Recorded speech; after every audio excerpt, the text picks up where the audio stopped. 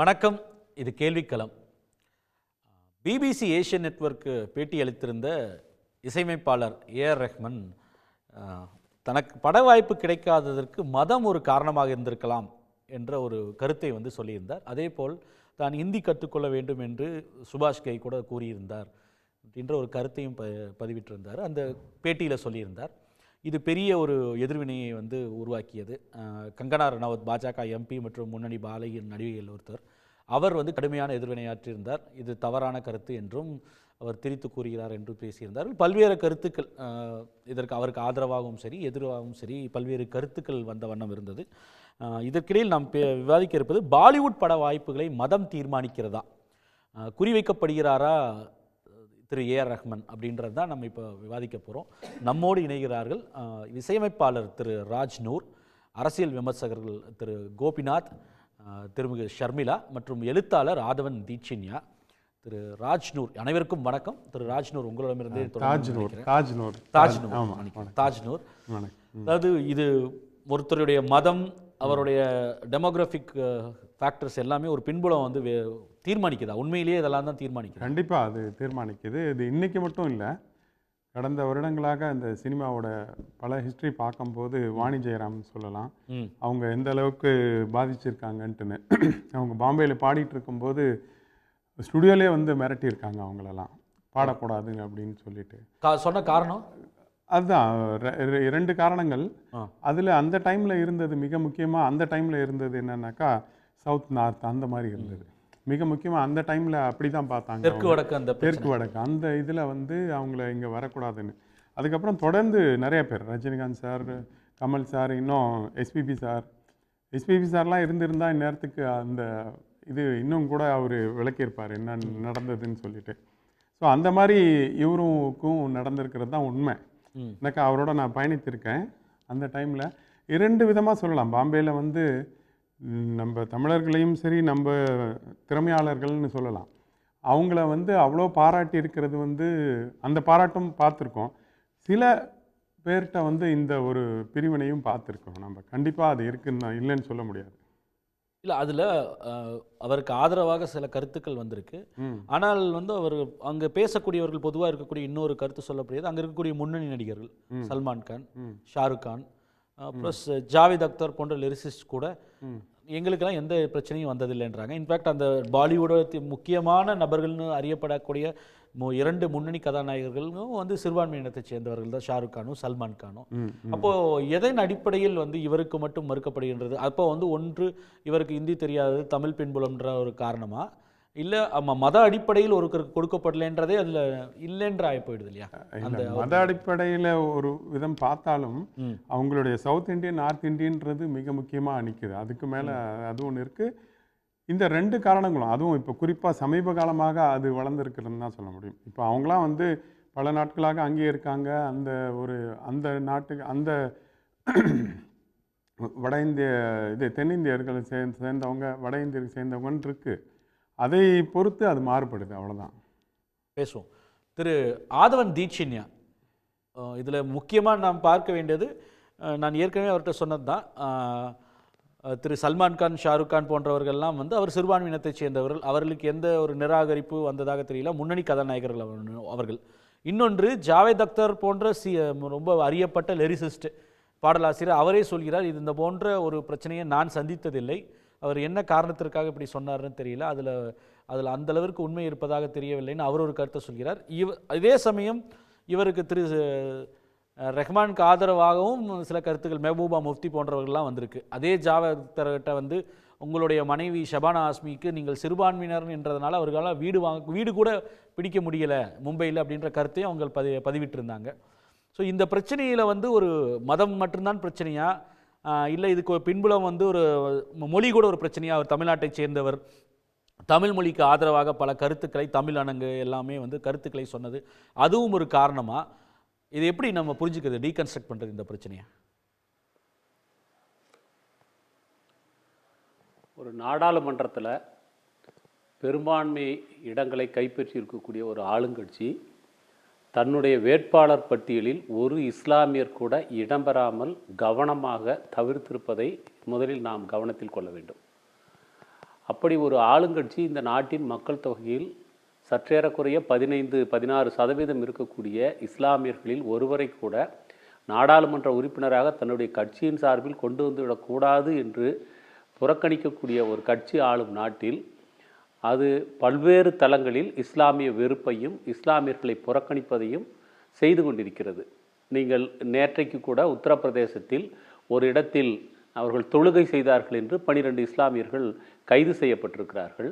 இஸ்லாமியர்களுடைய பல்வேறு வணிக தளங்கள் அல்லது வீடுகள், குடியிருப்பு பகுதிகள் இவையெல்லாம் இன்றைக்கு புல்டோசர்கள் வழியாக தகர்த்தெறியப்படக்கூடிய சூழலை பார்க்கிறோம். சில வழிபாட்டு தலங்களில் குறிப்பாக நீர்நிலை சார்ந்த பகுதிகளில் கூட இந்த பகுதி முழுக்க இந்துக்களை தவிர வேறு யாரும் இந்த பகுதியில் நடமாடக்கூடாது என்று தடுக்கப்பட்டிருக்கிறார்கள்.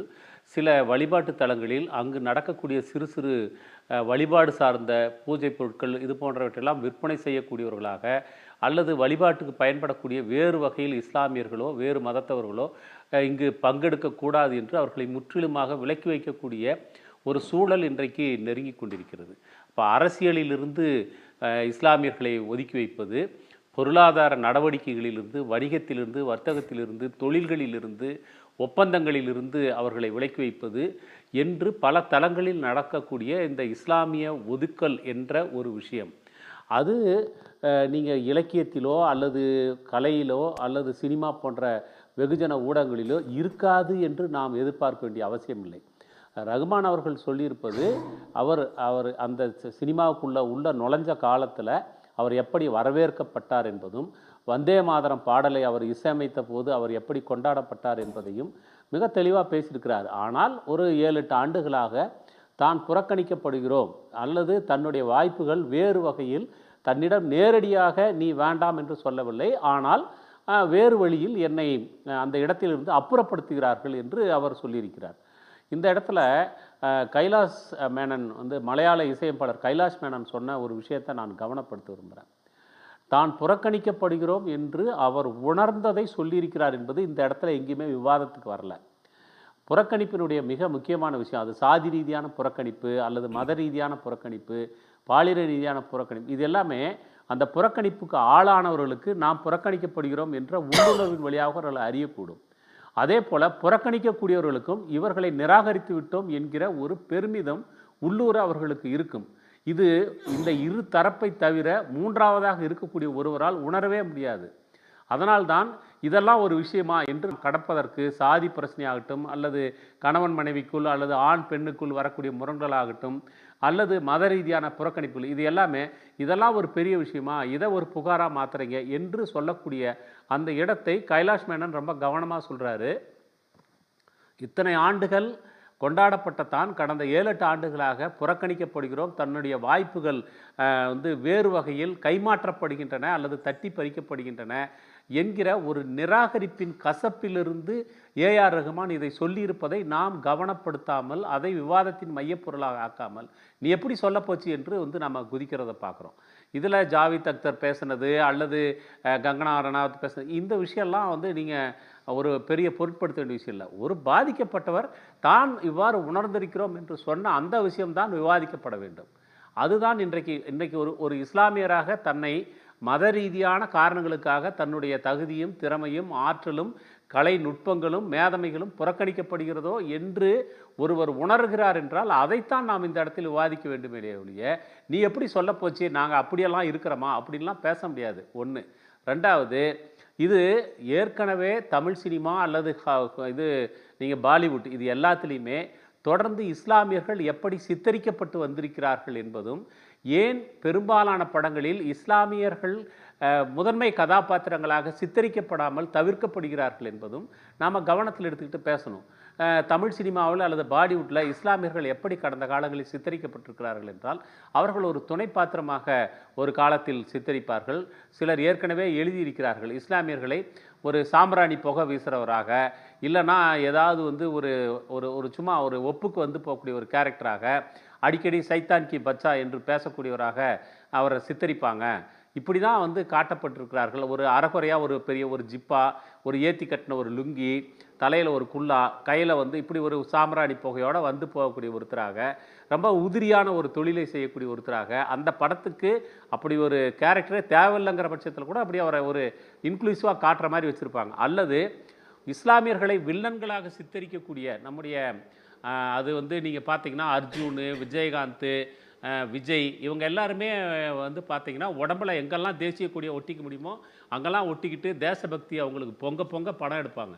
இந்த படத்தில் எல்லாத்துலேயுமே பெரும்பாலான படங்களில் வில்லன் யாருன்னா இஸ்லாமியர்கள் தான்.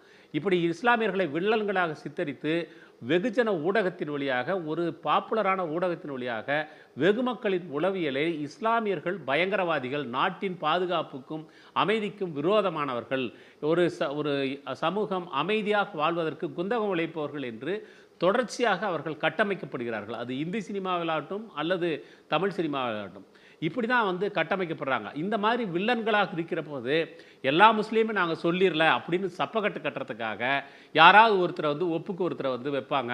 அவர் வந்து இஸ்லாமியர்னா அவன் மட்டும்தான் இஸ்லாமியரா, நாங்கள் கிடையாதான்னு ஒரு சைடில் போகிற போக்கில் ஒரு ஆதவன் தீட்சின்யா இதில் ஒரு முக்கியமான விஷயம், நீங்கள் எப்படி சிறுபான்மையர் எப்படி காட்சிப்படுத்தப்படுறாங்க அப்படின்னு ஒன்று சொல்கிறீங்க. அவர் உணர்ந்ததை வந்து நம்ம அதோட தீவிரத்தை புரிஞ்சுக்கணுன்றீங்க. இதில் இன்னொரு விஷயம் கேட்கப்பட வேண்டியது, ஒருவேளை வாய்ப்பு மறுப்பதற்கு வந்து இந்த மதம்தான் வந்து மத பின்புலம் தான் ஒரு காரணம்னா, அதை செய்வது இல்லை செய்ய தூண்டுவது வந்து இப்போ நீங்கள் பட்டியலிட்ட பல்வேறு விஷயங்கள் இருக்குல்ல, உத்தரப்பிரதேசில் நேற்று நடந்த கேஸ் போட்டது எல்லாமே நேரடியாக அரசு செய்கிறது. அது பின்னாடி வந்து அது எந்த ஒரு கூச்சமும் இல்லாமல் பாஜக என்ற கட்சி அதை நாங்கள் வெளிப்படையாக செய்கிறோம்னே மாறுதட்டிக்கிறாங்க. அப்போ இது போன்ற ஒரு ஆஸ்கர் 2 ஆஸ்கர் வாங்கின ஏஆர் ரஹ்மானுக்கு இதை செய்வதற்கு பின்புலம் நேரடியாக கட்சி இருக்கா, இல்லை இதை செய்தால் வந்து நம்ம ஆட்சியாளர்கள்ட்ட ஒரு நற்பெயர் வர முடியும், இல்லை அந்த தயாரிப்பு நிறுவனங்களுக்கும் வந்து அவங்களுக்கு இருக்கக்கூடிய ப்ரெஜுடிஸா, இல்லை அதுலேருந்து இந்த போன்ற அமைப்புகள், இந்துத்துவ அமைப்புகளுடைய தாக்கம் நேரடியாகவே இருக்கா? இதை எப்படி புரிஞ்சுக்கிறது? நேரடி இந்த உளவியலை வந்து நம்ம இதை புரிஞ்சுக்கணும் இல்லையா? இப்போது நீங்கள் முக்கியமான கேள்வி எழுப்புறீங்க. அதாவது புரபகண்டா ஃபிலிம்ஸ் என்று இன்றைக்கு புதிய ஒரு வகமையை இன்றைக்கு ஆட்சியாளர்கள் உருவாக்கியிருக்கிறார்கள். ஆளுங்கட்சியினுடைய குறிப்பாக இந்துத்துவ வலதுசாரி கருத்தியலுக்கு மிக நேரடியான எதிரிகளாக சமூகத்தில் கட்டமைக்கப்படுபவர்கள் சிறுபான்மையர்கள், அதிலும் குறிப்பாக இஸ்லாமியர்கள். இந்த இஸ்லாமியர்களுக்கு எதிராக பல தளங்களில் அவர்கள் கட்டவிழ்த்து விட்டிருக்கக்கூடிய வெறுப்பு பிரச்சாரம் இன்றைக்கு திரைப்படங்கள் வழியாகவும் வந்து அது எடுக்கப்படுகிறது. இந்த புரபகண்டா ஃபிலிம்ஸ் என்பது கடந்த காலத்தில் அரசினுடைய சில செயல்பாடுகளை விவரிப்பதற்காக அல்லது மக்களிடம் சொல்வதற்காக நியூஸ் ரீல் என்று தனியாக எடுக்கப்படும். இப்போ நியூஸ் ரீலெல்லாம் விட்டுட்டு இப்போ முழுக்க 14 ரீலுக்கு படம் எடுக்கிற இடத்துக்கு வந்திருக்கிறாங்க. அப்படி எடுக்கப்பட்டதான் நீங்கள் கேரளா பற்றி அவங்க எடுத்தது 32,000 பெண்கள் வந்து ஐஎஸ்ஐயில் சேர்ந்துட்டாங்க அப்படின்னு எடுக்கிறது, ஐஎஸ்ஐஎஸ்ல சேர்ந்துட்டாங்கன்னு கேரளா ஸ்டோரி, அல்லது வந்து காஷ்மீர் ஃபைல்ஸ் எடுக்கிறது, கேரளா ஸ்டோரிஸு, காஷ்மீர் ஃபைல்ஸு, இப்போ சாவர்கர் பற்றி எடுக்கிறது. நீங்கள் அவங்க எடுத்த எல்லா படங்களுமே நீங்கள் வந்து இன்றைக்கி புரபகண்டா ஃபிலிம்ஸ் என்கிற ஒரு புது வகமை வந்திருக்கிறது. இந்த வகமை இந்துத்துவ அரசியலை மக்களிடம் பதிய வைப்பதற்காக எடுக்கப்படுகிறது. இப்படியான படங்கள் ஏற்படுத்தக்கூடிய அரசிடம், ஆளும் கட்சியிடம், அதிகாரத்தில் இருப்பவர்களிடம் ஏற்படுத்தக்கூடிய செல்வாக்கு, தொடர்பு, அதற்கு பயனாக கிடைக்கக்கூடிய ஆதாயங்கள். நீங்கள் ஒரு கேரளா வந்து நீங்கள் ஃபைல்ஸ் எடுத்தால், டைரிஸ் எடுத்தாவோ அல்லது காஷ்மீர் ஃபைல்ஸ் எடுத்தாவோ, நீங்கள் பாஜக ஆளக்கூடிய மாநிலங்கள் எல்லாத்திலையுமே வரிவிலக்கு அளிக்கப்படுகிறது. நேரடியாக அரசுகள் வரிவிலக்கு அளிக்கப்படுகிறது.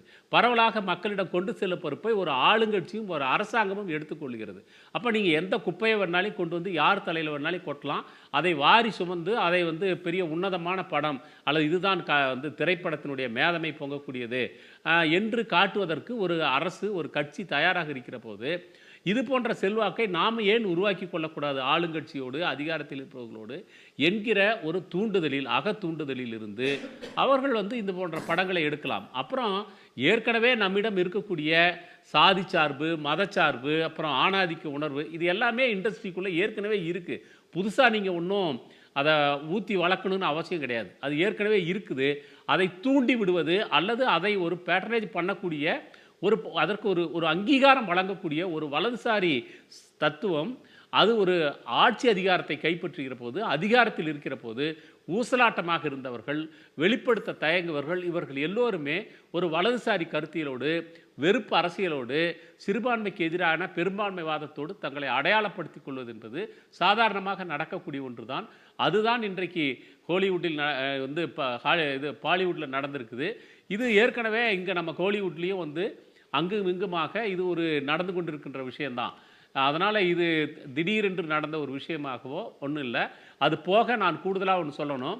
இந்த ஓடிடி பிளாட்ஃபார்ம், அப்புறம் இன்றைக்கு திரைப்படத்தை தயாரிப்பதற்கு வந்திருக்கக்கூடிய பெரிய கார்ப்பரேட் நிறுவனங்கள், இவர்களுக்கு பின்னால் போட்ட பணத்தை பல மடங்கு வசூல் செய்து எடுக்க வேண்டும் என்கிற லாப நோக்கம் எல்லா முதலாளிகளுக்கும் இருக்கும். ஆனால் இன்றைக்கு கார்ப்பரேட்டுகளும் இன்றைக்கு இந்த புரபகாண்டா ஃபிலிம்ஸ் என்கிற பெயரில் வந்திருக்கக்கூடிய இவற்றினுடைய தயாரிப்பாளர்களாக யார் இருக்கிறார்கள், அவர்களுக்கான மூலதனம் எங்கிருந்து வருகிறது என்பதெல்லாமே பெரிய கேள்விக்குறி தான். அப்போ இவங்கெல்லாம் இன்றைக்கு மிக மிக தீவிரமாக ஒரு இஸ்லாமிய வெறுப்பு, ஒரு பெரும்பான்மைவாதத்தை அப்பீஸ் பண்ணக்கூடிய, பெரும்பான்மையினுடைய பிற்போக்கான மனநிலையை தட்டி கொடுக்கக்கூடிய அல்லது கிளறி விடக்கூடிய, பெரும்பான்மையோடு தன்னை அடையாளப்படுத்திக் கொள்ளக்கூடிய ஒரு கருத்தியலை திரைப்படங்கள் மூலமாக வைப்பதன் மூலமாக பெரிய ஆதாயத்தையும் ஒரு ரசிகர்களிடையே ஒரு செல்வாக்கு மண்டலத்தையும் உருவாக்கி கொள்ள முடியும் என்று நினைக்கிறார்கள். அதிலிருந்து தான் இப்படியெல்லாம் வருகிறது.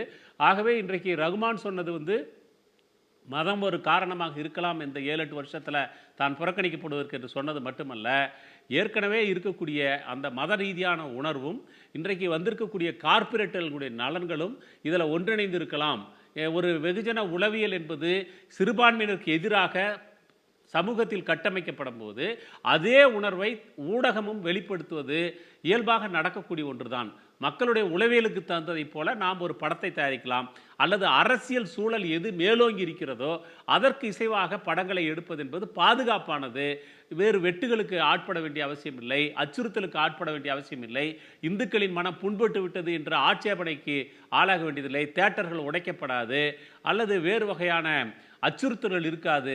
சென்சார்லாம் வந்து அவங்க லிபரலா அலோவ் பண்ணுவாங்க, பெரும்பான்மைவாதத்தை தொடர்ந்து பேசுவோம் சிறுபான்மையினருக்கு எதிராக செய்தால் என்பதனால் இதெல்லாம் நடக்கிறது. கேள்விக்களம் தொடர்கிறது.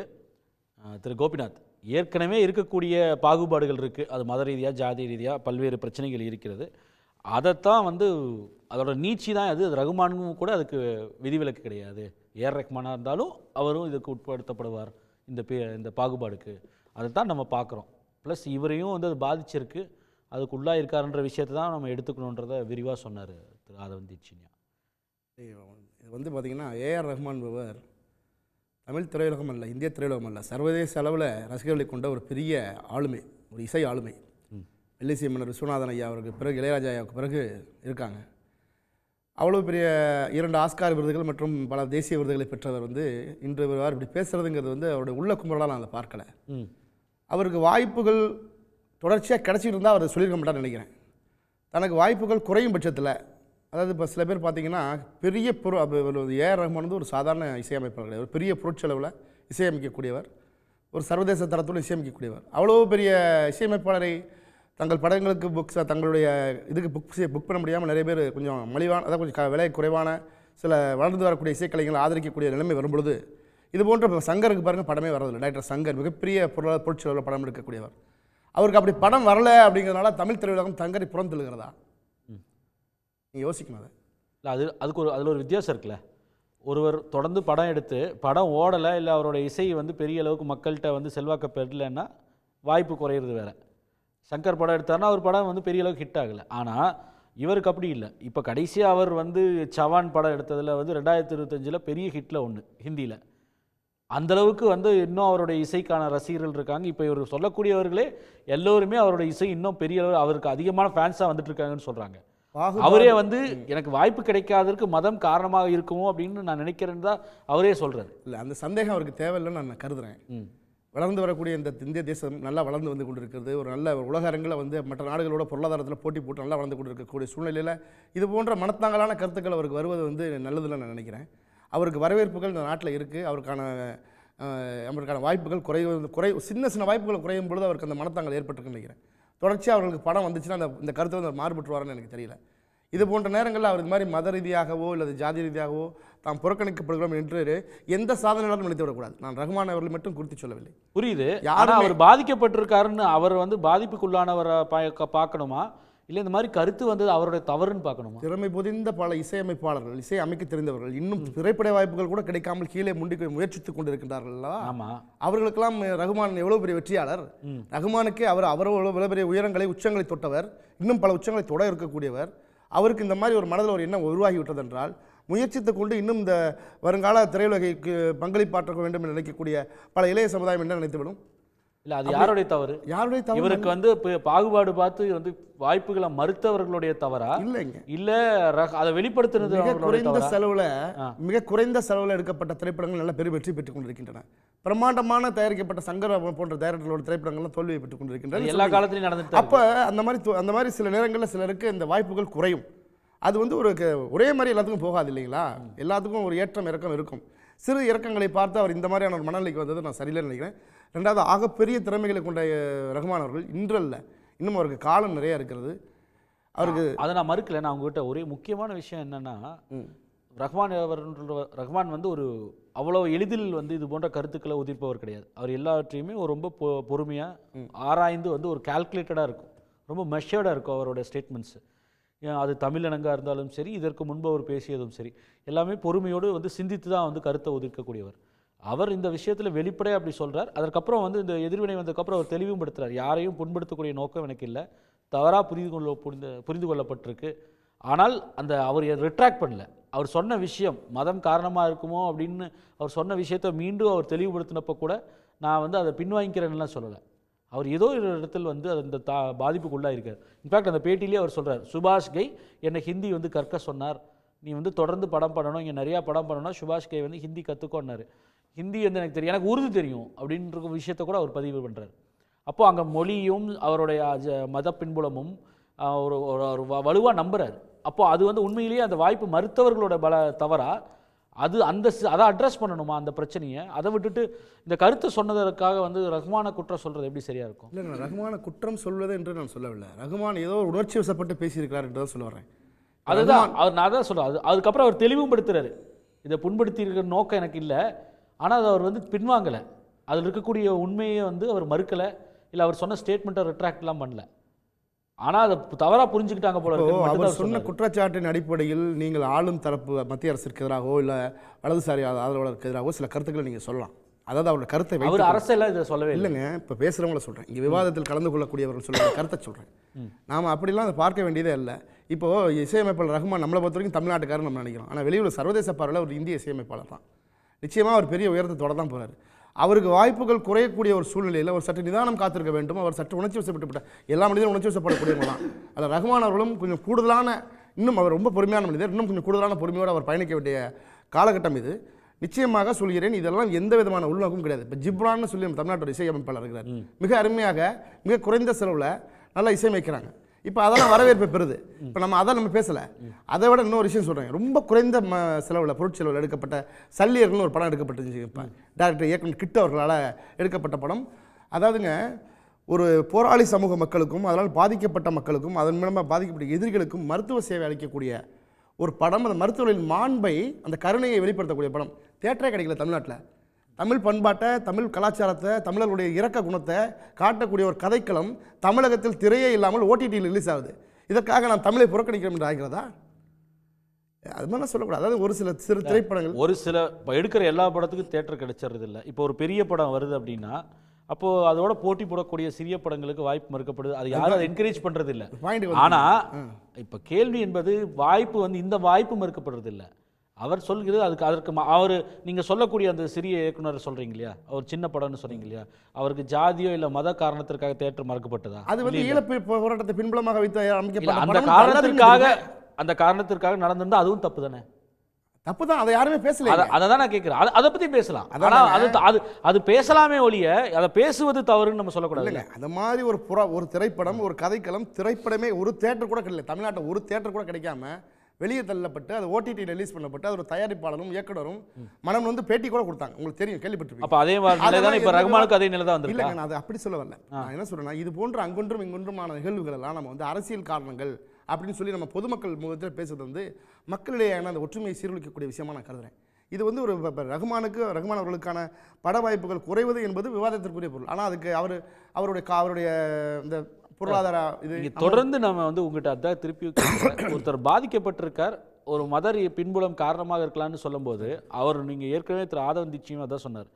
அவருடைய அச்சத்தை வந்து இல்லை அவருக்கு இருக்கக்கூடிய கவலையை வந்து உணர்றோம்னா அந்த நிலையை வந்து அதை அட்ரஸ் பண்ணணுன்றதை விட்டுட்டு மாறா அதை வந்து பேசக்கூடாது, பிரிவினையை தூண்டிடுமோ அப்படின்லாம் பேசுவது சரியா இருக்குமா? உண்மையிலே அவர் சொல்வது தான் பிரிவினை தான் காரணம்னு அவரே வெளிப்படுத்துறாரு.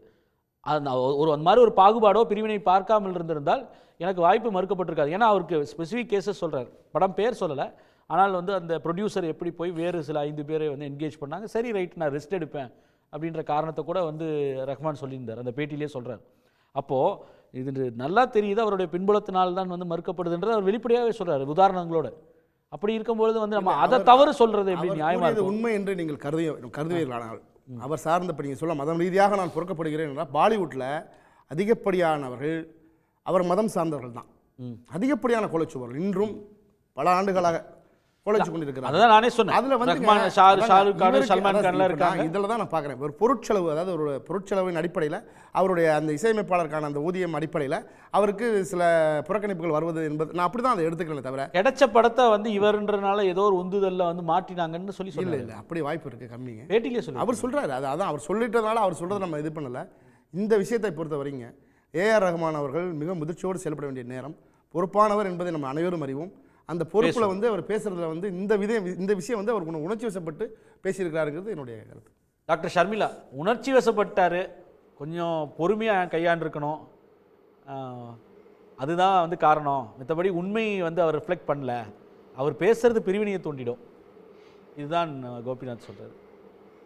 இல்லை அவர் ரொம்ப நிதானமாக தெரிஞ்சு ஒரு விஷயத்தை வந்து அவர் பதிவு பண்ணுறாரு. அவர் எந்த தனிநபரையும் அவர் தாக்குதல் பண்ணலை அந்த இன்டர்வியூவில் அப்படிங்கிறது முதல் முக்கியமான விஷயம். ஆனால் எது வந்து இவங்களுக்கு இவ்வளோ எரிச்சலை ஏற்படுத்தியிருக்கு அப்படின்னு பார்த்தீங்கன்னா, அவர் யூஸ் பண்ண அந்த வார்த்தை பவர் ஷிஃப்ட் அப்படின்னு ஒரு விஷயத்த சொன்னார் இல்லையா. இன்றைக்கி நான் கிரியேட்டிவ் ஃபோர்ஸஸ் கிட்ட இண்டஸ்ட்ரி மாட்டிக்கிட்டு இருக்கு. இங்கே வந்து தீர்மானங்கள், முக்கியமான விஷயங்கள் முடிவு பண்ணுறதே நான் கிரியேட்டிவ் ஃபோர்ஸஸ் அப்படின்னு சொல்கிறாரு. அதாவது திரைப்படத்துறைக்கு சம்பந்தம் இல்லாதவங்க. இன்றைக்கி நீங்கள் பார்த்தீங்கன்னா இது ஒரு பேட்டர்னாகவே வந்து ஹிந்தி ஃபிலிம் இண்டஸ்ட்ரியில் நடக்குது. நீங்கள் ஆரம்பத்தில் கேட்டீங்க ஷாருக் கானுக்கும் ஆமிர் கானுக்குலாம் எந்த பிரச்சனையும் வரலன்னு. ஆக்சுவலாக 2014 மோடி ஆட்சிக்கு வரதுக்கு முன்னால் ஆமிர் கானுடைய PK அப்படிங்கிற ஒரு படம் ரிலீஸ் ஆச்சு. அந்த படத்துடைய அடிப்படை சப்ஜெக்டே என்ன அப்படின்னு பார்த்தீங்கன்னா, ஹிந்து மதத்தில் இருக்கக்கூடிய மூட நம்பிக்கைகள், அதை வச்சு போலி சாமியார்கள் எப்படி மக்களுடைய மூளையை மழுங்கடிச்சு அது மூலமாக வந்து அதை ஒரு வியாபாரமாக மாற்றுறாங்க மதத்தை அப்படிங்கிறது தான் அதில் அடிப்படை அந்த நாட்டே ஸ்டோரி லைனே. இதுக்குள்ளே ஒரு ஹிந்து முஸ்லீம் லவ் ஸ்டோரியும் இருக்கும். கடைசியாக எனக்கு தெரிஞ்ச PKக்கு அப்புறம் அப்படிப்பட்ட ஒரு தைரியமான ஒரு படம் ஹிந்தி இண்டஸ்ட்ரியில் வரவே இல்லைங்க. அந்த PK படத்துக்கு இந்த வலதுசாரியினர் எவ்வளோ பிரச்சனைகள் ஏற்படுத்தினாங்க. அதுக்கப்புறம் அவர் இன்டாலரன்ஸ்னு ஒரு கமெண்ட் அடித்ததுக்கு ஆமிர் கானை எவ்வளோ தொல்லை பண்ணாங்க. அவர் ரீசெண்டாக அவருடைய மனைவியை டைவர்ஸ் பண்ணதுக்கு லவ் ஜிஹாத் அப்படின்னு அவர் எவ்வளோ ட்ரோல் பண்ணாங்க. இதெல்லாம் நடந்திருக்கு. ஷாருக் கானுக்கு வராத பிரச்சனையா? ஒரு ட்ரக் கேஸில் அவருடைய பையனை மாட்டி விட்டு எவ்வளோ தூரம் அலக்கழிச்சாங்க. இன்னைக்கு அவங்கெல்லாம் பேசாமல் இருக்கிறாங்கன்னா தே ஹேவ் பீன் சைலன்ஸ்ட் அப்படிங்கிறத நம்ம உணரணும். நாம் இதெல்லாம் நம்ம வெளிப்படையாக பேசணும்னா நம்மளுடைய வாழ்வாதாரத்துக்கே ஆபத்து வந்துடுது. நம்மளுடைய பர்சனல் லைஃப்பை டச் பண்ணுறாங்க, நம்ம சொந்தங்கள் மேலே இவங்க கை வைக்கிறாங்க. அப்போ இவங்க கிட்டேருந்து நம்ம ஒரு படி விலகி இருக்கிறதே பெட்டர், நமக்கு எதுக்கு வம்பு அப்படின்னு விலகி இருக்கிறாங்க. இதெல்லாம் தாண்டி எத்தனையோ நடிகர்கள் வந்து இவங்க இவ்வளோ பிரச்சனைகளை சந்திச்சிருந்தாலும் ஓப்பனாக கிரிட்டிசைஸ் பண்ணுறாங்க. பிரகாஷ் ராஜ் அவர்கள் வெளிப்படையாக ஒரு இன்டர்வியூவில் பதிவு பண்ணார், ஆமாம் எனக்கு வர வாய்ப்புகள் குறைஞ்சிருச்சு. ஒரு காலத்தில் ஹிந்தியில் ஒரு ரொம்ப பேசப்படக்கூடிய ஒரு வில்லன் நடிகராக அவர் வந்தாருங்க. ஒரு வில்லன் நடிகர் இல்லாத ஒரு நேரத்தில் ஒரு மிகப்பெரிய வரவேற்பு பிரகாஷ் ராஜுக்கு இருந்தது. பட் ஓவர் நைட்டில் எல்லா படமும் அவருக்கு ட்ராப் ஆயிடுச்சு. அவர் ஹிந்தியில் டோட்டலாக வந்து அவரை ரிஜெக்ட் பண்ணிட்டாங்க. அதற்கு என்ன காரணம்? மோடி அரசை அவர் தொடர்ந்து விமர்சனம் பண்ணுறாரு அப்படிங்கிறது தான் காரணம். ஒரு நடிகை தீபிகா படுகோன் JNU யூனிவர்சிட்டியில் போய் அந்த மாணவர்களோட போராட்டத்தில் கலந்துக்கிட்டாங்க அப்படிங்கிறதுக்காக அவங்களுடைய பத்மாவத் திரைப்படத்துக்கு பிரச்சனை பண்ணாங்க. அப்புறம் ரீசெண்டாக வந்த பட்டான் திரைப்படத்தில் அவங்க சாஃப்ரன் கலர்டில் ஒரு பிகினி போட்டிருந்தாங்க அப்படிங்கிறதுக்காக அவங்க ட்ரோல் பண்ணாங்க.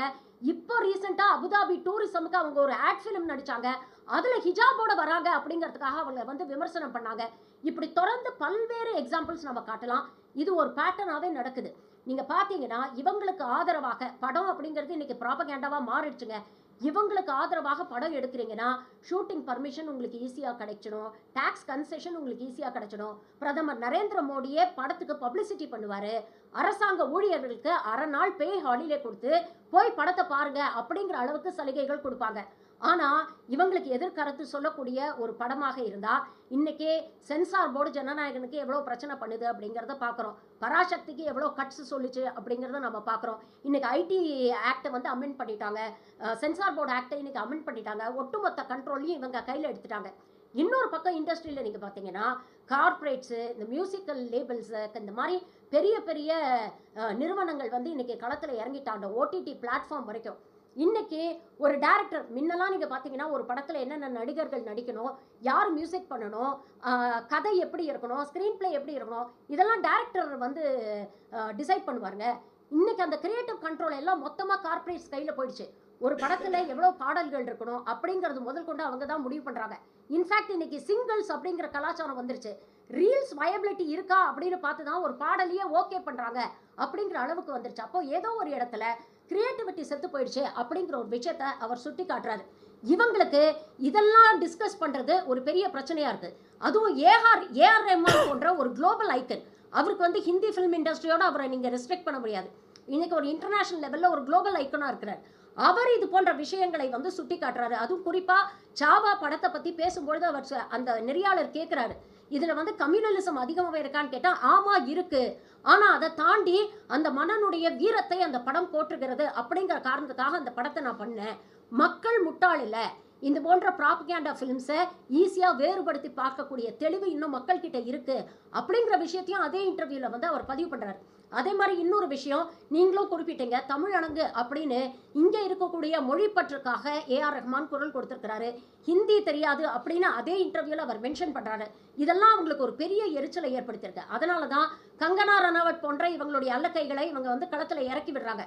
கங்கனா ரனாவட் எப்படிப்பட்ட ஆளுன்னா 2014 மோடி ஆட்சிக்கு வந்ததுக்கு அப்புறம் தான் இந்தியாவுக்கு சுதந்திரமே கிடைச்சது அப்படின்னு அப்பட்டமாக ஒரு நேஷனல் மீடியாவில் பேசின ஒரு நபர்.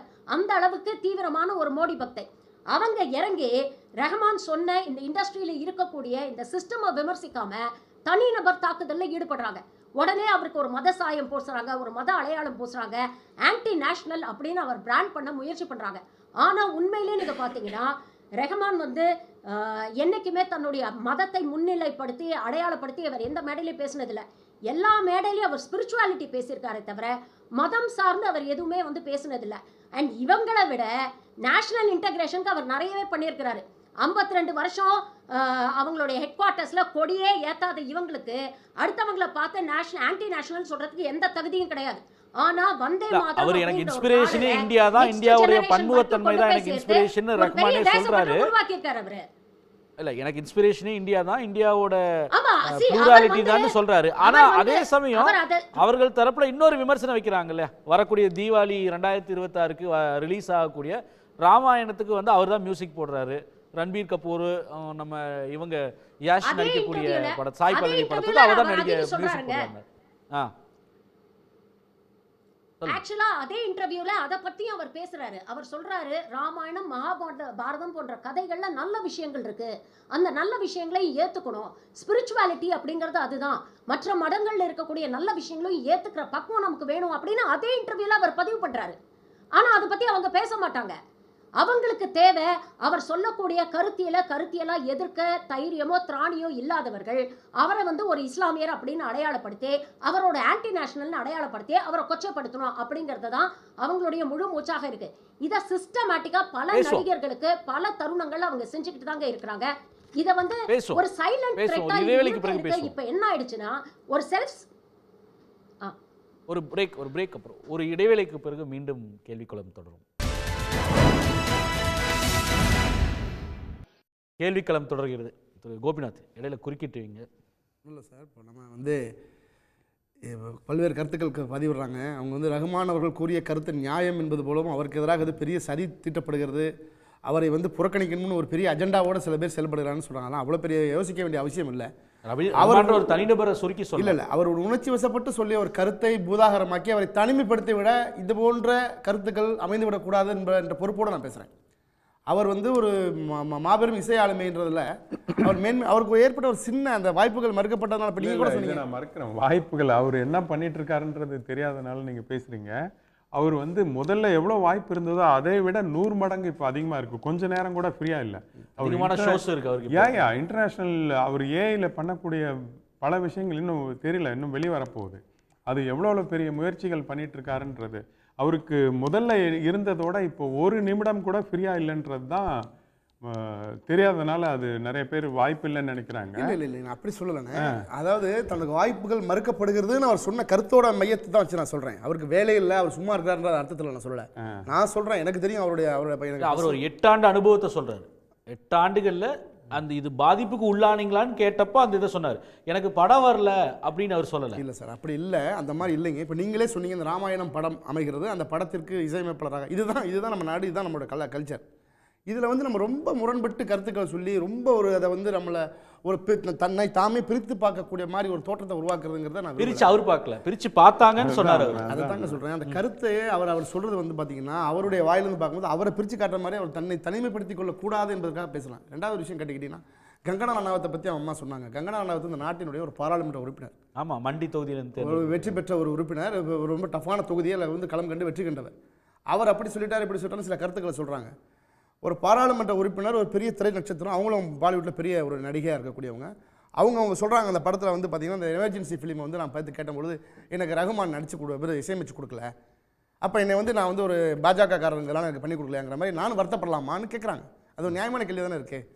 ஆனால் அந்த எமர்ஜென்சி திரைப்படம் வெளிவந்து பல எதிர்க்கட்சிக்காரர்களால் பல தரப்பட்ட மாற்று கருத்துடையவர்களால் பாராட்டப்பட்டிருக்கிறது என்பதையும் அவர் கங்கனா ரணாவத் அவர்கள் குறிப்பிடுறாங்க.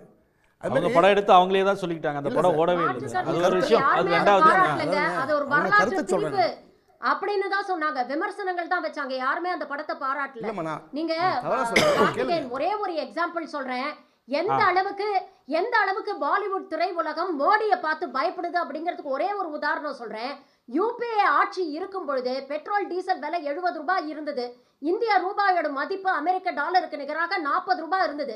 அப்போ பாலிவுட் திரைத்துறையை சேர்ந்தவர்கள் என்னெல்லாம் கமெண்ட்ஸை சோஷியல் மீடியால போட்டாங்க அப்படிங்கிறது இன்னி வரைக்கும் நீங்க போய் பார்த்தீங்கன்னா தெரியும். இந்த 12 ஆண்டு மோடி ஆட்சியில பெட்ரோல் டீசல் வேற 100 ரூபாய் தாண்டிடுச்சு. இன்னைக்கு வரலாறு காணாத அளவுக்கு இந்திய ரூபாயுடைய வீழ்ச்சி நடந்திருக்கு. 90 ரூபாய் தாண்டி போயிடுச்சு. யாராவது ஒருத்தர் வாயை திறக்கிறாங்களா? இன்னைக்கு சமூகத்தில் இருக்கக்கூடிய பிரச்சனையை சார்ந்து ஏதாவது ஒரு திரைப்படம் பாலிவுட்ல எடுக்கப்படுதா சொல்லுங்க? எல்லாரும் they are scared to talk about the elephant in the room. இன்னைக்கு எல்லாருமே ஒரு செல்ஃப் சென்சார் மோடுக்கு போயிட்டாங்க. என்ன படம் எடுக்கிறோம், என்ன கதை எடுக்கிறோம். இப்போ ரீசெண்டா பராசக்தி குறித்து அவங்க டைரக்டர் பேட்டி கொடுக்கும்போது அவங்க என்ன சொன்னாங்க, ஒவ்வொரு சீனையும் இது சென்சார் கிட்ட போனா இவங்க எப்படி ரியாக்ட் பண்ணுவாங்க அப்படிங்கறத யோசிச்சு எடுத்தேன் அப்படின்னாங்க. அப்படிப்பட்ட ஒரு செல்ஃப் சென்சார் மோடுக்கு இன்னைக்கு இயக்குனர்கள், நடிகர்கள், இசையமைப்பாளர்கள் எல்லாருமே போயிட்டாங்கங்க. பேசுவோம். அந்த அளவுக்கு இன்னைக்கு இண்டஸ்ட்ரியை வந்து இவங்க கையில எடுத்து ஆட்டி படைச்சிட்டு இருக்காங்க. பேசுவோம் ஷர்மிளா சார். நம்ம வந்து அவர் ஒரு மனத்தாங்களோட கூறிய கருத்தை களைவதற்கான முயற்சியில் ஈடுபடணுமே. அவர் சொன்ன கருத்து இதுவே இறுதியாகவும் இனி வரும் காலங்களில் அது வரைக்கும் இது போன்ற மனத்தாங்கள் இது போன்ற நடக்காம இருக்கணும்ன்றதா எல்லாத்தோட எதிர்பார்ப்பு. நிச்சயமா நடக்கும் சார், நிச்சயமா. அந்த போன்று என்ன சார், அதாவது சார் ஒரு பர்பஸ்ஃபுல்லாக ஒரு திட்டமிட்டு செய்யறது நம்ம ஒன்றும் பண்ண முடியாது. யதார்த்தமாக நடக்கின்ற சில நிகழ்வுகள் ஒருத்தருக்கு மனத்தாங்கள் இருக்கும், அது அனுமதிக்க முடியாது. வருங்காலங்களில் அதான் களையப்படும். இவர்கள் கூறுவது போல தேர்தல் பிரச்சாரம் அல்ல, ஒரு கட்சியை குறை சொல்லியோ ஒரு அரசை குறை சொல்லியோ பண்ணக்கூடிய மேடையும் இது அல்ல. ஒரு பெரும் இசையமைப்பாளருக்கான ஒரு கருத்தை நம்ம விவாதிக்க வந்திருக்கோம். அவருடைய கருத்து நியாயமா அது வந்து இல்லை, அதனால தான் நான் திருப்பி உங்களுக்கு வந்து நினைவூட்ட விரும்புகிறேன். இது வந்து ஒரு தனிநபர் சார்ந்த பிரச்சனை இல்லை. இது வெறுமனே ஒரு ஏஆர் ரஹ்மான் அப்படின்றவருக்கான நபருக்கான பிரச்சனை இல்லை. இது வந்து ஒரு சமூக பிரச்சனை. ஏதாவது இதை பார்க்க வேண்டிய தேவை இருக்கு. உண்மையான அதனால தானே சார் பல பேர் விவாதம் பண்றோம். அதனால தான் கேட்க, அதனால தான் நீங்க ரஹ்மானுக்கு பட வாய்ப்பு வந்துரும், இது மேல நடக்காதுன்னு சொல்லி ரஹ்மானோட தேவைகளை பூர்த்தி பண்றதோ அட்ரஸ் பண்றது இல்லை. ஒரு சமூகமாக இவங்க சரியாக செயல்படணும் அப்படின்றதா ஆதவன் தீட்சின்யா குறுக்கிட்டார். அவர் கருத்தை வாங்கிட்டு நீங்க சேர்த்து பேசுறீங்க. அதாவது ஏஆர் ரஹ்மான் வந்து ஒரு செயற்கையாக ஒரு விக்டிம் கார்டை பயன்படுத்துறதாக வந்து நம்ம இங்கே வந்து சொல்லப்படுது. அப்படி அல்ல. அவர் உணர்ச்சிவசப்பட்டும் பேசலை, ரொம்ப நிதானமாக 8 ஆண்டுகளாக தனக்கு என்ன நேர்ந்து கொண்டிருக்கிறது என்பதை பற்றி உணர்ந்து ரொம்ப அதை எங்கேயும் வெளிப்படுத்தாமல் அப்படியே தனக்குள் அடக்கி வைத்திருந்த அந்த குமுறலை ஒரு பிபிசி எடுத்த ஒரு நேர்காணல் வழியாக, அதுவும் அந்த ஒரு கேள்வி எழுந்ததனால அவர் சொல்கிறாரு. அது போக அவர் வந்து வேலை இருக்கிறாரா சும்மா இருக்கிறாரான்றதை பற்றியெல்லாம் நம்ம ஒன்றும் விவாதிக்க வேண்டியதில்லை. அவரே அந்த பேட்டியில் சொல்கிறாரு, என்னுடைய வாய்ப்புகள் வந்து தட்டி பறிக்கப்பட்ட போது நான் வந்து எனக்காக வேலை கேட்டு எங்கும் போய் நிற்பவன் அல்ல. என்னை தேடி வரக்கூடிய வேலைகளை சிறப்பாக செய்யக்கூடியவனாக நான் இருக்கிறேன். என்னுடைய வாய்ப்புகள் பறிக்கப்பட்ட போது பரவாயில்லை, என்னுடைய குடும்பத்தாரோடு அதிக நேரத்தை செலவழிப்பதற்கு எனக்கு ஒரு வாய்ப்பு கிடைத்ததாக நான் சந்தோஷப்படுகிறேன் என்று சொல்கிறார். அப்படின்னா என்ன அர்த்தம்னா, அவருடைய இசை சார்ந்த செயல்பாட்டை முடக்குவதற்கான ஒரு ஒரு ஒரு சூழல் உருவாகி கொண்டிருக்கிறது என்பதை அவர் வந்து உணர்ந்து தான் இதை வந்து பேசியிருக்கிறார். குடும்பத்தோடு செலவிடுவதற்கு எனக்கு கூடுதலாக நேரத்தை வழங்கியிருக்கிறார்கள் அப்படின்னு சொல்கிறதுக்கு பின்னாடி இருக்கக்கூடிய அந்த வழியை நாம் வந்து புரிஞ்சிக்கணும் அப்படின்னு நான் நினைக்கிறேன். ரெண்டாவது, இப்படி அவர் சொல்வது ஒற்றுமையை குலைக்கக்கூடியதாக நம்ம வந்து கருத்து சொல்கிறதும் சரியில்லை. ஒற்றுமை என்பது பெரும்பான்மையை சிறுபான்மையினர் அனுசரித்து போவதன் மூலமாக அல்லது பெரும்பான்மையினுடைய கொடுங்கோன்மையை சகித்து கொண்டு மௌனமாக கழிப்பதன் மூலமாக எட்டப்படக்கூடியதல்ல. சிறுபான்மை சமூகம் தான் ஒரு சிறுபான்மை என்று உணர வேண்டிய அவசியம் இல்லாத அளவுக்கு பெரும்பான்மையும் சிறுபான்மையும் இணங்கி வாழ்வதன் மூலமாக சொந்த வாழ்க்கையில் உணர வேண்டிய ஒரு உணர்வு அது இன்னைக்கு அவர்கிட்ட இல்லாமல் போகிற அளவுக்கு சூழல் அவருக்கு ஒரு நெருக்கடியை உருவாக்கி இருக்கிறது, மன கொந்தளிப்பு உருவாக்கி இருக்கிறது. அதைத்தான் அவர் மிகுந்த நிதானமான வார்த்தைகளில் வெளிப்படுத்தியிருக்கிறார் என்று நினைக்கின்றேன். தவிரவும் அவர் வந்து அப்புறப்படுத்தப்படுகிறாரா அல்லது ஒதுக்கப்படுகிறாரா என்றால் அதில் ஒன்றும் நமக்கு ஒன்றும் பெரிய சந்தேகம் தேவையில்லை. இன்றைக்கி கூட நீங்கள் பார்த்தீங்கன்னா அவர் மிகப்பெரிய இசையமைப்பாளர், நாங்கள் அவர் 2 ஆஸ்கார் வாங்கினவர், இந்திய முகம் என்றெல்லாம் சொல்லக்கூடியவர்கள். ஆனால் கீரவாணியை வைத்துத்தான் வந்தே மாதரம் பாட்டுக்கு இன்றைக்கு இசையமைப்பதற்கான இது நல்ல வேளை அதை வந்து ரஹ்மான் இப்போ ஒத்துக்காது. என்னை பொறுத்த வரைக்கும் தனிப்பட்ட முறையில் சந்தோஷம்தான். ஏன்னா ஒரு டிவைசிவான ஒரு பாட்டுக்கு வந்து அவர் இசையமைக்காமல் தவிர்த்திருப்பது என்பது சரியானது தான். கூடுதலாக நான் சொல்ல வருவது, சமூகத்தின் நினைவுகளிலிருந்து கூட்டு மனநிலையிலிருந்து இஸ்லாமியர்களின் இருப்பை அழிக்க வேண்டும் என்பது இன்றைக்கு இந்துத்துவாவினுடைய ஒரு நிகழ்ச்சி நிரல். அந்த நிகழ்ச்சி நிரல்படி தான் ஊர்களின் பெயர்கள், தெருக்களின் பெயர்கள், கல்வி நிலையங்களின் பெயர்கள், இதிலெல்லாம் இருக்கக்கூடிய இஸ்லாமியர்களுடைய பெயர்கள் நீக்கப்படுகின்றன. பாடத்திட்டத்தில் இஸ்லாமியர்களுடைய சமூக பங்களிப்பு, நாட்டின் சுதந்திரத்திற்காக போராடியவர்களின் பெயர்கள், இவை எல்லாமே நீக்கப்படுகின்றன. இஸ்லாமியர்கள் சமூகத்தின் பொதுவெளியிலிருந்து அப்புறப்பட்டு கொண்டிருக்கிறார்கள். அதன் தொடர்ச்சியில் தான் நான் ரஹ்மானுடைய இந்த நிலையை நான் பார்க்கிறேன். இது நாளைக்கு வேறு பலருக்கும் நடக்கலாம். நன்றி கோபிநாத். சுருக்கமாக பொறுப்போடு கூறிய ரஹ்மானுடைய கருத்தை நாம் அதை வந்து இவ்வளோ தூரம் பேசியிருக்கோம். இதன் மேற்கொண்டு அவருக்கு சாதகமாக நாம் பேசுவது போன்று சில பேசுகிறாங்க, அது தவறுன்னு நான் சொல்லலை. இதை அவரை மேலும் அந்நியப்படுத்தி விடக்கூடாது. அவருடைய மனக்குமுறல் வந்து இந்த பேச்சு இறுதியான பேச்சாக இருக்கும் சார். நீங்கள் பாருங்கள், என்ன காலங்கள் உங்களுக்கு தீர்மானிக்கும். நம்மளாம் இருக்க தான் போகிறோம். அவருக்கான அனைத்து வரவேற்புகளும் இந்த நாட்டில் உள்ள சர்வதேச சமுதாயத்தில் வழங்கப்படும். அதற்கு யாரும் இங்கே தடையாக இல்லை. இசையை தடை செய்து அதனால் தன் வன்மத்தை தீர்த்து கொள்ளக்கூடியவங்க இங்கே யாருமே இல்லை. அந்த மாதிரியான கட்டமைப்பு இங்கே கிடையாது. இவங்க எல்லாருமே சொல்கிற கருத்துக்கு நான் முற்றுன்னு சொல்கிறேன். அவருக்கு ஏற்பட்ட இந்த ஒரு அசௌகரிய குறைபாடு என்பது விரைவில் நீங்கும் என்பதை நான் உறுதியாக சொல்கிறேன். நன்றி. ஷர்மிளா, உங்களுடைய நிறைவு கருத்து சுருக்கமாக. கலைத்துறையில மட்டும் இல்ல, கலை இலக்கியத்துறையிலயும் இன்னைக்கு வந்து காமெடி எடுத்து ரஹ்மானுடைய வார்த்தைகளோட அவார்ட்ஸை எந்தவித காரணமும் இல்லாம நிப்பாட்டி வச்சிருக்காங்க. அதற்கான ஒரு தெளிவான விளக்கத்தை ஒன்றிய அரசு இன்னைக்கு வரைக்கும் கொடுக்கல. அதே மாதிரி கேரளா பிலிம் இண்டஸ்ட்ரி இப்ப ரீசெண்டா கேரளால பிலிம் ஃபெஸ்டிவல் நடந்த போது காரணமே இல்லாம சில படங்களை தடை பண்ணணும் அப்படின்னு சொன்னாங்க. அதற்கு எதிர்வினை பினராயி விஜயன் அவர்கள் ஆற்றினாரு. இன்னைக்கு நம்மளுடைய முதலமைச்சர் சாகித்ய அகாடமி விருதுகளை நிறுத்தி வச்சோன்னே தமிழ்நாட்டு மூலமாக இலக்கியத்துக்கு வந்து அவார்ட்ஸ் வந்து அவர் அனௌன்ஸ் பண்றாரு. மோடியோடைய பிபிசி டாக்குமெண்ட்ரி வெளியில வந்தோடனே பிபிசிக்கு என்னெல்லாம் குடைச்சல் கொடுத்தாங்க அப்படிங்கறதெல்லாம் நம்ம பார்த்துட்டு இருந்தோம். இன்னைக்கு உச்சகட்டமா யூபியில ஒரு 14 வயது தலித் சிறுவன் அவர் வந்து சோசியல் மீடியால இன்ஸ்டாகிராம்ல கேள்வி கேட்கிறாருங்க. இங்க இருக்கக்கூடிய பள்ளி கட்டமைப்பு சரியில்லை, ஆசிரியர்கள் குறித்த நேரத்துக்கு வரதில்லை, இங்க கொடுக்கிற சாப்பாடு சரியில்லை அப்படிங்கிற கேள்விகளை அரசாங்கத்தை நோக்கி எழுப்பதற்காக ஒரு 14 வயசு சிறுவன் மீது இன்னைக்கு ஒன்றிய பாஜக அரசு எஃப்ஐஆர் ஃபைல் பண்ணியிருக்குது. இந்த அளவுக்கு மக்கள் கிட்ட இருந்து வரக்கூடிய எதிர்ப்பு குரல்களை வந்து தொடர்ந்து ஒடுக்கணும் அப்படிங்கிற முயற்சியில ரொம்ப சிஸ்டமேட்டிக்கா ஒரு பேட்டர்னோட அவங்க வந்து இறங்கி இருக்கிறாங்க. ரஹ்மான் வச்ச விமர்சனங்கள் ரொம்ப நிதானமா தெளிவா புரிஞ்சுக்கிட்டு தான் அவர் வச்சிருக்கிறாரு. அவங்களுடைய பவரை டைரக்டா அவர் அட்டாக் பண்றதுனால தான் அவர் மீது இவ்வளவு வன்மத்தையும் வெறுப்பையும் இவங்க காட்டுறாங்க. நன்றி ஷம்லா. நிறைவு கருத்து கண்டிப்பா இது சரி ஆமாம், இது கண்டிப்பாக இது விரைவில் இந்த விஷயத்தை வந்து எல்லாரும் புரிஞ்சுக்கிட்டு இது நடக்கும்ன்றது உண்மைதான். நன்றி. ஆதவன் தீட்சினியா, நீங்கள் குறுக்கிட்டீங்க, சுருக்கமாக அவங்களோட நிறைவு கருத்து.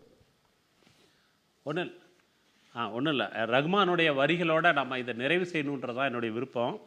அவர் அந்த பேட்டியில் சொல்கிறாரு விளக்கத்தில், என் வாழ்நாள் முழுவதும் வெறுப்புக்கும் அன்புக்கும் இடையே ஒரு தேர்வு இருந்தது. நான் அன்பை தேர்ந்தெடுத்தேன், அதனால் தான் இங்கே இருக்கிறேன் என்று தன்னுடைய விளக்கத்தை சொல்லியிருக்கிறார். அந்த விளக்கம் நம் எல்லோருக்கும் எல்லா காலத்துக்கும் பொருத்தமானது என்று நினைக்கின்றேன். நன்றி. பிட்வீன் லவ் அண்ட் ஹேட் நான் வந்து லவ்வை தேர்ந்தெடுத்தேன்னு அற்புதமாக தான் நம்ம ஓப்பனிங்லேயே அதை ப்ளே பண்ணி தான் ஆரம்பித்தோம். நினைவூட்டினதுக்கு நன்றி. கருத்து தெரிவித்த அனைவருக்கும் நன்றி. மீண்டும் சந்திப்போம். இது கேள்விக்களம்.